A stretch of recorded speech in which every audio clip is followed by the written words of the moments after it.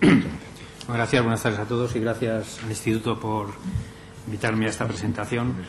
La verdad es que el tema que nos convocaba hoy aquí, que es el de la competitividad, si es un mito o realidad para salir de la crisis, yo he tratado de empezar por la palabra crisis e ir un poco hacia atrás, ¿no?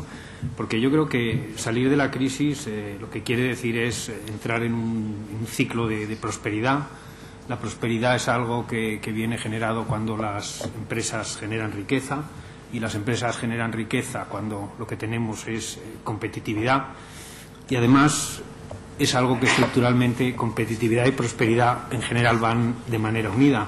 Me acuerdo de una presentación que hizo Porter aquí en Madrid en el 2007, donde una de las cosas que dijo es que había una cierta inconsistencia en España entre la prosperidad aparente que todos disfrutábamos y nuestra competitividad, que ese modelo era insostenible y que en algún momento, dado que eso no estaba relacionado, pues vendría de alguna manera el ajuste, ¿no?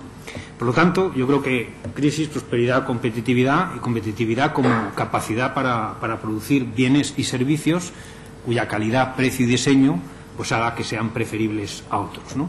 Y por lo tanto, de competitividad pues pasamos al tema de la productividad, ¿no? La productividad con que un país es capaz de usar pues sus recursos, ¿no? El talento, el capital o el resto de los recursos. Y desde ese punto de vista, pues productividad, ya sabemos los ingenieros que es output dividido entre input, y yo creo que aquí nos queda por trabajar mucho en lo que es el output, en términos de diseño, de mercado, de entender cuáles son las diferentes componentes. Tenemos que trabajar en cómo transformar input en output, que eso tiene que ver mucho con los procesos y la tecnología y las herramientas. Y tenemos que trabajar también en el input, ¿no? En ese con qué hacemos las cosas, que son los recursos, las condiciones de contorno, la infraestructura, todo eso, ¿no? Yo creo que aquí, como ingenieros, deberíamos ser capaces de resolver esta ecuación, y para mí, pues la única manera de que la podamos resolver es tirando del ingenio, ¿no? Del ingenio y, por lo tanto, de la innovación, que es en lo que están trabajando los demás por la competitividad.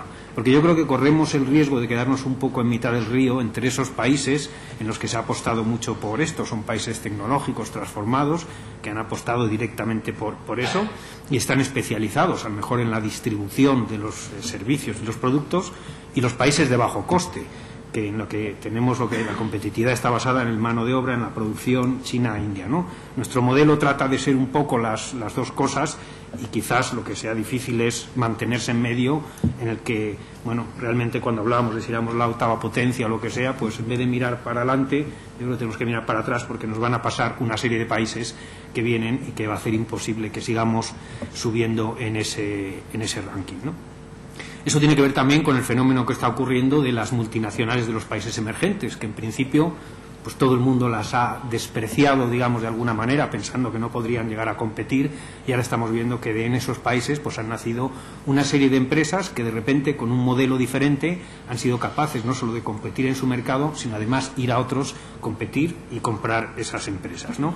Quizás un poco con menos propaganda es lo que ha pasado en España, donde nuestras grandes empresas, Telefónica, los bancos, pues de esas que estamos aquí, han ido un poco con un modelo de expansión en que nadie le prestaba atención, pero con un modelo distinto, y de repente pues se han colocado en unas posiciones que son totalmente envidiables, ¿no? Son países, en general los países emergentes, que tienen un modelo en el que gestionan los riesgos con comodidad, mucho más que las corporaciones normales de los países más consolidados, que dominan el arte de la improvisación y ante una dificultad son capaces de hacer cosas diferentes, y que también reconocen la importancia de la cultura y de la localización, ¿no? ¿Qué nos impide a nosotros pues avanzar en ese camino? Pues yo creo que hay una serie de problemas, digamos, o de dificultades. La primera, pues yo creo que es una escasez de recursos, como corresponde también pues a veces al tamaño del país comparado, y que en el talento, especialmente con el envejecimiento, pues se va a convertir en más grave.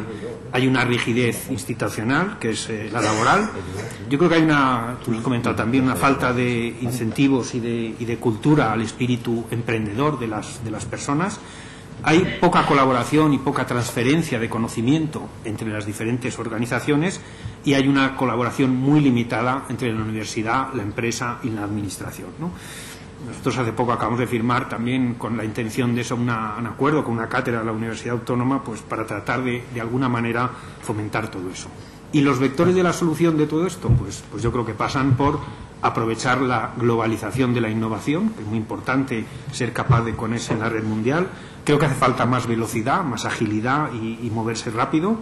Creo que hay que trabajar mucho en impregnar la cultura de las personas, de las organizaciones respecto a la innovación, la capacidad de hacer cosas nuevas, el moverse y la cultura al fallo. Hay que aprovechar la innovación colaborativa, que es el poder poner a gente a trabajar junto, innovar mucho más allá de productos y servicios y quizás pues pensar también en la educación, en qué cambios tenemos que hacer de cara al futuro y en quitar las rigideces que hay en las organizaciones, ¿no? Otro día comentaba alguien que en Singapur, pues cuando uno crea una empresa no solo la hace en un día, sino que lo que hace es negociar con el Estado qué tipo de impuestos va a pagar y según eso pues instala allí o no, pero todo esto se hace en 2 o 3 días. Yo creo que no es que vayamos a aspirar a hacer eso, pero desde luego no es el modelo que tenemos aquí. Yo creo que esos son los desafíos que tenemos como país y como empresas para salir de la crisis. Pues bueno, nosotros tenemos un lema que llamamos el alto rendimiento, que yo creo que es lo que hay que aspirar y alto rendimiento es un poco buscar ese equilibrio entre rentabilidad, crecimiento y el posicionamiento futuro, las 3 patas, digamos, de la mesa de una manera sostenible. ¿Qué quiere decir eso? Yo creo que hoy en día pues las empresas tienen que trabajar con un pie en el hoy y otro en el mañana, ¿no? Que de alguna manera quiere decir 2 cosas. Ser capaces de obtener beneficios de lo ordinario, de lo que se hace todos los días, con una utilización más eficiente y más disciplinada de los recursos durante la recesión, y también gestionar lo extraordinario, es decir, por un lado medidas a corto plazo, pero también desarrollar y proteger las ventajas competitivas que de alguna manera van a servir de plataforma sólida de crecimiento cuando el mundo cambie. Para aprovechar lo ordinario y en esta situación, ¿qué hay que hacer? Pues hombre, yo creo que hay que trabajar en la excelencia y la agilidad operativa, hay que trabajar mucho en resolver ineficiencias.